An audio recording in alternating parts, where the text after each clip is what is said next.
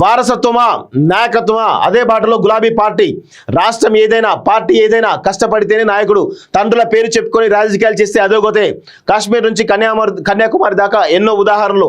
ప్రధాన రాష్ట్రంలో కనుమరుగైన వారసులు ఎందరో. గెలుపోటములను నిర్దేశించేది ఆర్థిక బలం కాదు, అంగబలం.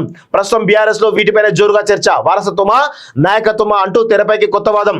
ఎంతో మందికి రాజకీయ భవిష్యత్తు లేకుండా చేసినటువంటి కేసీఆర్ కొడుకును సీఎం చేసే కళ ఇక నెరవేరదా? కవిత యాక్టివ్ కావడం కేటీఆర్ వేసిన ప్లానా? హరీష్ తప్ప అందరినీ దారిలోకి తెచ్చుకోవడం వెనుక బతలబేంటి? దేశవ్యాప్తంగా ఉన్న రాజకీయ సమీకరణాల నేపథ్యంలో హరీష్ వ్యూహం ఏంటి? బీఆర్ఎస్ నిట్టనిల్లా చీలనుందా? అదే జరిగితే నేతలు కార్యకర్తలు ఎవరి వైపు ఉంటారు? ప్రాంతీయ పార్టీలో వారసత్వం నాయకత్వం వారిపై స్వేచ్ఛ ప్రత్యేక కథనం అంటూ చూస్తా ఉన్నాం. సో ఎవరు అవునన్నా ఎవరు కాదన్నా కేటీఆర్ కంటే బలమైనటువంటి నాయకుడు హరీష్ రావు. ఎందుకంటే తెలంగాణ ఉద్యమంలో ఆయన ఒక గ్రౌండ్ లెవెల్ నుంచి కింది స్థాయి నుంచి ఈరోజు మినిస్టర్గా నెంబర్ 2 నెంబర్ 3గా ఉన్నాడు. ఈ రాష్ట్రంలో బలమైనటువంటి రాజకీయ నాయకుల్లో హరీష్ రావు ఒక బలమైన నాయకుడుగా ఎదిగిండు అనేది వాస్తవం. కేటీఆర్ ఏమో అయ్య పేరు చెప్పుకొని బయటకు వచ్చింది తప్ప ఆయనకు ఎక్కడ కూడా గ్రౌండ్ లెవెల్ పాలిటిక్స్ తెలియవు. హరీష్ రావు కనుక ఈరోజు ఫర్ సపోజ్ పరకాల్లో ఉన్నటువంటి ఒక మారుమూల గ్రామంలో ఉన్నటువంటి ఒక విలేజ్లో ఉన్నటువంటి ఒక సమస్య కానీ ఒక ఇష్యూ కానీ దాన్ని అడ్రస్ చేయాలంటే డైరెక్ట్గా అక్కడ ఉన్నటువంటి కార్యకర్త లైన్లో తీసుకొని మాట్లాడి ఆ ఇష్యూను ఆ యొక్క ప్రాబ్లంను అడ్రస్ చేసేటువంటి ప్రయత్నం చేస్తాడు హరీష్ రావు. అదే కేటీఆర్కు అలాంటి దృక్పథం ఉండదు, అలాంటి ఆలోచన కూడా ఉండదు. కేవలం తన పిఎలకు అప్పేపి పంపించేస్తాడు. కానీ హరీష్ రావు అట్లా కాదు. హరీష్ రావు చాలా జాగ్రత్తగా గ్రౌండ్ లెవెల్లో వెళ్తాడు అనేటువంటి విషయం మనందరం కూడా గుర్తుపెట్టుకోవాలి. ఎవరు అవునన్నా కాదన్నా ఈజ్ ఏ ఒక డైనమిక్ లీడర్గా మనమైతే చెప్పొచ్చు. ఏ రంగంలో చూసినా వారసుల హవా కామన్. కానీ రాజకీయాల్లో వర్కౌట్ అయ్యే ఛాన్స్ చాలా అంటే చాలా తక్కువ. కాలం మారుతున్నా, సాంకేతికంగా ముందుకు వెళ్తున్నా, ఇంకా పాతకాలపు రాచరిక పోకడలు రాజకీయాల్లో ఎక్కువ అవుతున్నాయి. వెనకటి రోజుల్లో ఏమో కానీ ప్రస్తుత పరిస్థితిలో వారసులను జనం అంత తేలిగ్గా ఒప్పుకోవడం లేదు. వారికంటూ ఒక ప్రత్యేక ఇమేజ్ ఉండాలి, ప్రజలతో సత్సంబంధాలు కలిగి ఉండాలి, ప్రజలపై పోరాటాలు చేయగలగాలి, వారి నుంచి ఓ భరోసా ఇవ్వగలగాలి. లేకపోతే వారసత్వం వర్సెస్ నాయకత్వం వారు మొదలవుతుంది. సో దేశ రాజకీయాల్లోని చాలా పార్టీలో ఇలాంటి అంతర్గత యుద్ధాలు జరిగాయి. కొందరు వారసులు తెరమరుగయ్యారు కూడా. ప్రస్తుతం బీఆర్ఎస్ లో అలాంటి పరిస్థితి ఉందన్న చర్చ రాష్ట్ర వ్యాప్తంగా జరుగుతోంది. సో దానిలో భాగంగా వారసత్వమా నాయకత్వమా అంటే నాయకత్వానికే ప్రజలు ఓట్లు ఇస్తారు. అది 100% నిజం. ఎక్కడ చూసినా వారసులే, వివాదాలే. సో మహారాష్ట్రలో బాల్ ఠాక్రే వారసుడుగా ఉద్ధవ్ ఠాక్రే పార్టీ పగ్గాలు చేపట్టారు. కానీ వారసత్వ రాజకీయాలతో పార్టీ ముక్కలైంది. షిండే రూపంలో నాయకత్వం వర్సెస్ వారసత్వం వారు నడిచింది. శరద్ పవార్ ఎన్సీపీ పరిస్థితి కూడా అంతే. కుమార్తెను అంతలమెక్కించాలని అనుకుంటే పార్టీ రెండుగా చెల్లింది. దక్షిణాదిన చూసుకుంటే డిఎంకే స్థానంలో కరుణానిధి తిరిగిలేని పాత్ర. ఆయన వారసుడిగా తర్వాత ఆ నాయకుడిగా స్టాలిన్ గుర్తింపు పొందడానికి చాలా కాలమే పట్టింది. ఈయనకు అప్పుడప్పుడు అలగిరి కనిమొలి రూపంలో షాకులు తగులుతుంటాయి. బీహార్లో లాలూ ప్రసాద్ యాదవ్ వారసుడిగా తేజస్వి యాదవ్ ఉన్నారు. ఆయన అన్నతో విభేదాల కారణంగా పార్టీ తీవ్రంగా నష్టపోయింది. యూపీలో సమాజ్వాదీ పార్టీకి ములాయం సింగ్ యాదవ్ బలమైనటువంటి పునాదులు వేశాడు. ఆయన వారసుడిగా అఖిలేష్ యాదవ్ కొనసాగుతున్నాడు. ఈయనకు పోటీ లేకపోయినా వారసత్వ రాజకీయాలు జనం ఎక్కువ కాలం ఒప్పుకోలేదు. ఆంధ్రలో చంద్రబాబు వారసుడిగా లోకేష్ ఇంకా పూర్తిగా రాజకీయ పరిపక్వత సాధించలేదు. ఇక వైఎస్ వారసుడిగా జగన్ వచ్చినా చెల్లెల రూపంలో వారసత్వ సమస్య ఎదురైంది.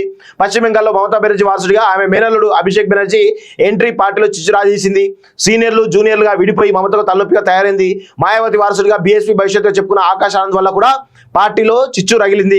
రెండు వర్గాలుగా విడిపోయారు నేతలు. ఇలా చెప్పుకుంటూ పోతే వారసత్వం వర్సెస్ నాయకత్వం యుద్ధం పలు పార్టీల తలరాతను మార్చేశాయి. ఈ బీఆర్ఎస్ లో ఎప్పటి నుంచో ముసలం, అది అందరికీ తెలిసిందే. కవిత యాక్టివ్ వెనుక పెద్ద వ్యూహమే. ఎందుకంటే కవిత యాక్టివ్ అవ్వడం వెనకాల ఈరోజు కేటీఆర్ ఉన్నాడా, లేకపోతే ఇంకే కవితనే తన సొంత రోల్ పోషిస్తుందా అనేది కూడా చూడాల్సిన అవసరం అయితే ఉంది. అంటే పార్టీలో ఈరోజు కేటీఆర్ను పెద్దగా పట్టించుకునే పరిస్థితి కనబడతలేదు. పార్టీలో కీలకంగా కవిత వర్సెస్ హరీష్ రావు ఫైట్ నడుస్తున్నట్టుగా చాలా స్పష్టంగా అర్థమవుతుంది.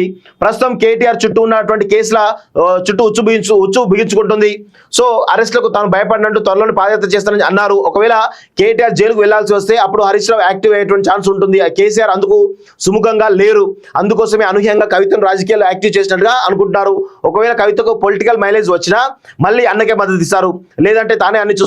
అదే హరీష్ రావు కనుక బలపడితే సొంత వారసత్వానికి ప్రమాదం, పెద్ద ప్రమాదం. పైగా ఈ మధ్య ఏం చేసినా కేటీఆర్ కలిసి రావడం లేదు. ప్రభుత్వంలో పోరాటంలో అన్ని బూమరాంగ్ అవుతున్నాయి. కోట్లు ఖర్చు పెట్టి సోషల్ మీడియాలో రచ్చ చేస్తున్నా, యూట్యూబ్ ఛానల్ నడిపిస్తున్నా, రివర్స్ కొడుతున్నాయి. మొత్తంగా వర్కింగ్ ప్రెసిడెంట్ హోదాలో కేటీఆర్ ఫెయిల్ అయ్యారని పార్టీలో తెగ మాట్లాడుకుంటారు. ఇదే సమయంలో కవితను తెరపైకి తీసుకురావడం, అది కూడా బీసీ మంత్రం అందుకోవడం పెద్ద వ్యూహంలో భాగంగా అనుకుంటున్నారు. What next Harish Rao? ప్రస్తుతం హరీష్ రావు పరిస్థితి ఏమిటనేది ప్రశ్నార్థకంగా మారింది. సో ఇక్కడ విషయం ఏంటంటే హరీష్ రావు అనేటువంటి వ్యక్తి కేసీఆర్ బతుకున్నంత కాలం ఆయన ఎలాంటి వివాదాల జోలికి కానీ ఎలాంటి బీఆర్ఎస్ పార్టీ చీల్చే ఉద్దేశం కానీ ఎలాంటిది కానీ ఉండదు అనేది చాలా స్పష్టంగా చెప్పిండు. ఎందుకంటే ఆయనకు మరో చంద్రబాబు నాయుడు కావడం ఇష్టం లేదు హరీష్ రావుకి. సో అందుకే ఎన్ని ఇబ్బందులు ఎదురైనా కానీ పార్టీలోనే ఉండే అవకాశం కనబడుతుంది. పార్టీలోనే మాత్రమే ఉంటూ ఆయన ఈరోజు ఎట్లాంటి పరిస్థితుల్లోనైనా కానీ ఈరోజు రాజకీయం చేయాలన్నటువంటి దాంట్లో ఉన్నాడు. అయితే దీనిలో భాగంగా మరి కేటీఆర్ను పక్కన పెట్టి కవిత వర్సెస్ హరీష్ రావు ఫైట్ నడుస్తోంది. ఈ మధ్యలో వాళ్ళిద్దరి మధ్యలో ఆధిపత్య పోరు చాలా స్పష్టంగా కనబడుతూ ఉంది. సో హరీష్ రావు నెగ్గుతాడా మరి కవిత నెగ్గుతుందా అనేది కూడా వేచి చూడాల్సిన అవసరం అయితే ఉంది. దీనిలో భాగంగా ఇద్దరు ఉద్దండులే, కవిత ఉద్దండురాలే, హరీష్ రావు కూడా ఉద్దండుడే. వీళ్ళిద్దరికి కూడా గ్రౌండ్ లెవెల్ పాలిటిక్స్ చాలా అద్భుతంగా తెలుసు. ఎందుకంటే గ్రౌండ్ లెవెల్లో 2001 నుంచి పార్టీ ఫౌండర్ మెంబర్ నుంచి హరీష్ రావు కొనసాగుతూ వస్తా ఉన్నాడు. అనేక గ్రౌండ్ లెవెల్ పాలిటిక్స్ మొత్తం కూడా తెలుసు. కవిత కూడా జాగృతి ద్వారా గ్రామానికి తన యొక్క సంస్థను తీసుకెళ్లి బలోపేతం చేసినటువంటి విషయం వాస్తవం. సో ఇద్దరికి కూడా అలాంటి క్వాలిటీస్ చాలా అద్భుతంగా ఉన్నాయి. సో కేటీఆర్కి ఏమో పై లెవెల్ పాలిటిక్స్ మాత్రం చేయగలుగుతారు, కానీ గ్రౌండ్ లెవెల్ పాలిటిక్స్ ఎవరైతే చేయగలుగుతారో వాళ్ళే రాజకీయంగా నెగ్గగలుగుతారు. సో ఈ ఇద్దరికి కవిత అదేవిధంగా హరీష్ రావుకి ఇద్దరికి మధ్యలో ఒక సిమిలారిటీస్ అయితే చాలా ఉన్నాయి. వీళ్ళిద్దరు గ్రౌండ్ లెవెల్ పాలిటిక్స్ చేయడంలో దిట్ట, వ్యూహాలు రచించడంలో దిట్ట, ఒకరిపైన ఒకరికి ఎత్తుగడలు వేసుకుంటూ ప్రతి వ్యూహాలతో ముందుకు పోవడంలో వీళ్ళిద్దరూ దిట్ట. కాబట్టి ఎవరి పై చేయి ఉంటుంది అనేది త్వరలో తెలిపోనుంది. మరి వీరిద్దరి మధ్యలో ఏం జరుగుతుందో త్వరలో తెలిసేటువంటి అవకాశం అయితే కనబడతా ఉంది. త్వరలో కొన్ని రోజులు అయితే వీళ్ళ యొక్క పరిస్థితి అయితే బయటపడేటువంటి అవకాశం అయితే కనబడతా ఉంది. వారసత్వమా నాయకత్వమా? అదే బాటలో గులాబీ పార్టీ. రాష్ట్రం ఏదైనా పార్టీ ఏదైనా కష్టపడితేనే నాయకుడు. తండ్రుల పేరు చెప్పుకొని రాజకీయాలు చేస్తే అదోగతే. కాశ్మీర్ నుంచి కన్యాకుమారి దాకా ఎన్నో ఉదాహరణలు. ప్రధాన రాష్ట్రంలో కనుమరుగైన వారసులు ఎందరో. గెలుపోటములను నిర్దేశించేది ఆర్థిక బలం కాదు, అంగబలం. ప్రస్తుతం బీఆర్ఎస్ లో వీటిపైన జోరుగా చర్చ. వారసత్వమా నాయకత్వమా అంటూ తెరపైకి కొత్త వాదం. ఎంతో మందికి రాజకీయ భవిష్యత్తు లేకుండా చేసినటువంటి కేసీఆర్ కొడుకును సీఎం చేసే కళ ఇక నెరవేరదా? కవిత యాక్టివ్ కావడం కేటీఆర్ వేసిన ప్లానా?